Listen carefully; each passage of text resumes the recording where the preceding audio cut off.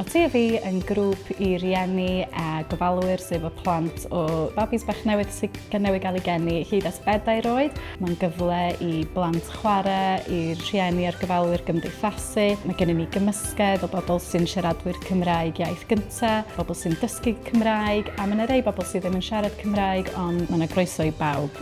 Well, I bring Etta along to TFE because I think it's a good way for her to be introduced to the Welsh language. Me and my husband are both English speaking, but it's a good way for me to start to pick up the language, understand nursery rhymes, songs, pick up simple things, and a way of making good friends along the way. Lots of these children who come to TFE will also be in her class. It's a great first step along that ladder of going to Welsh medium education. Our eldest daughter absolutely loves it and has picked up the language phenomenally. We're really chuffed.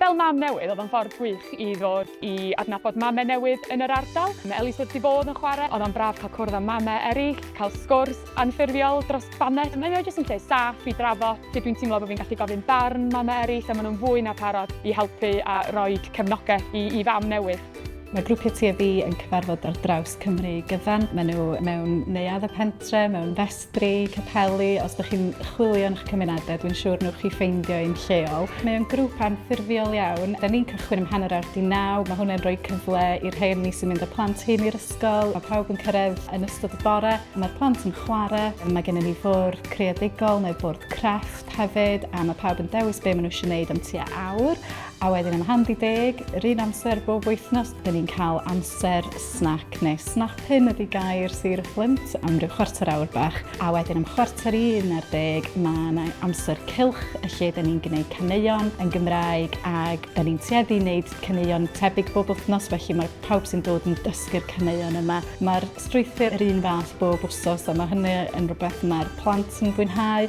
a mae'r rhieni hefyd yn gwybod be i ddisgwyl.